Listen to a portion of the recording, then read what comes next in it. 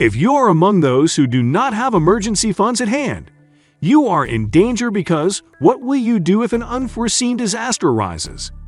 People who have experienced unexpected bills can tell you how grateful they were to have an emergency fund or how tough it was to locate the money they urgently required. This video will inform you of the importance of emergency fund investment, so stay tuned. 8. Prevents debt. There are undoubtedly other options for swiftly accessing cash to meet the expense of an emergency, such as credit cards, unsecured loans, home equity lines of credit, or drawing on other savings accounts, such as retirement money. These solutions, however, usually come with a heavy price tag in the form of exorbitant interest rates or penalties. Although there are numerous reasons to have an emergency fund, one of the most essential is to avoid debt. 7. Improve spending decisions. If the cash is just as far away as your nearest debit card, you may be tempted to spend it on something frivolous, such as a designer party dress or a big screen TV, which is not an emergency. If you keep the money somewhere that is not easily accessible to you, then you won't be able to spend it on a whim, regardless of how much you may want to. Out of sight, out of mind. In addition, by placing it in its account, you will be aware of the precise amount that you have, as well as the amount that you may still need to put away. 6. You are self-employed. It is critical to have a decent emergency fund in place if you are self-employed, an independent contractor, or in a job that does not enable you to get unemployment benefits. Some occupations provide unemployment benefits. Nevertheless, even if you have one of these positions, you will still need money in case of emergency. Stay tuned for more on this subject, which will come up subsequently.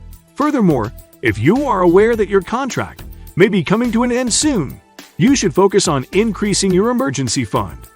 You should also set aside money for months when business is sluggish.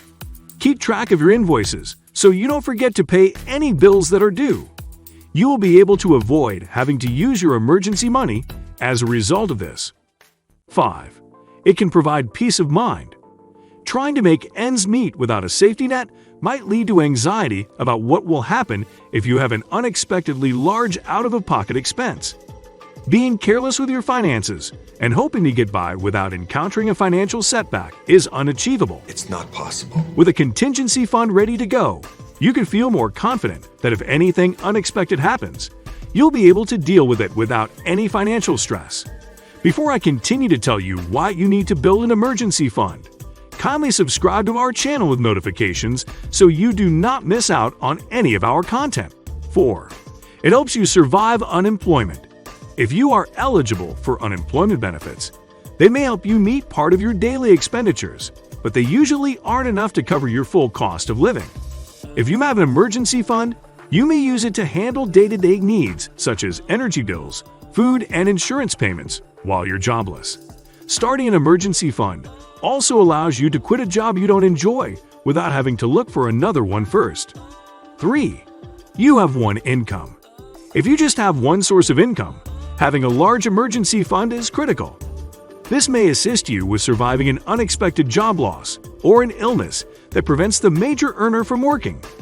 Let's say you have a medical issue that requires you to purchase drugs often. Would you rather put your health on the line rather than save money for an unexpected health emergency? Medical issue is on the list and we will speak more to them. If you are a one-income household or single, your emergency fund should cover at least a year's worth of costs. After you've paid off your debts, you'll be able to build up a bigger emergency fund. You may need to raise your emergency fund if you are just beginning a family. If you're single, start putting money aside for an emergency fund as soon as possible. 2. You are a homeowner.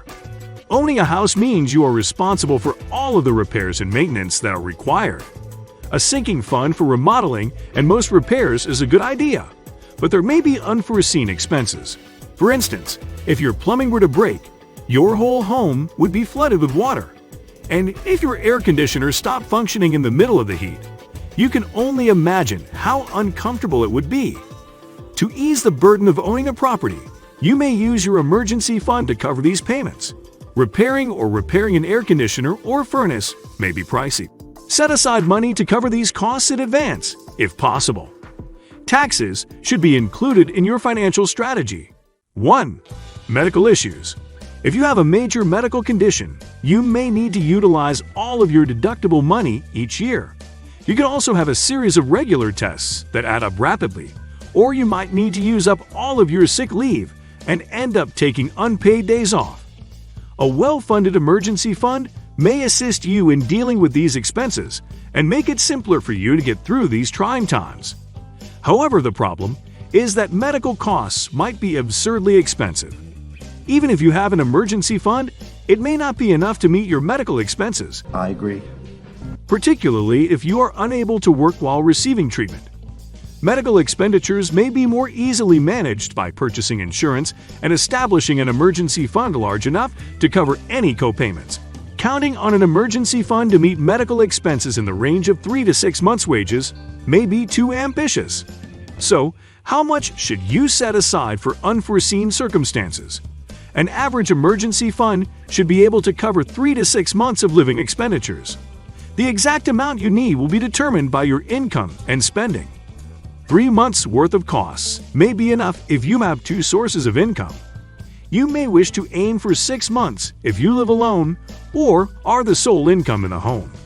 Using bank and credit card records from the last several months, you may be able to figure out how much you spend on necessities like housing, food, insurance, utilities, and transportation each month. That is all we have for you today, and thank you for joining us. You can watch our video, How to Start an Emergency Fund. Emergency Fund Investment. If you are unsure of how to start the process of establishing an emergency fund, see you there and take care.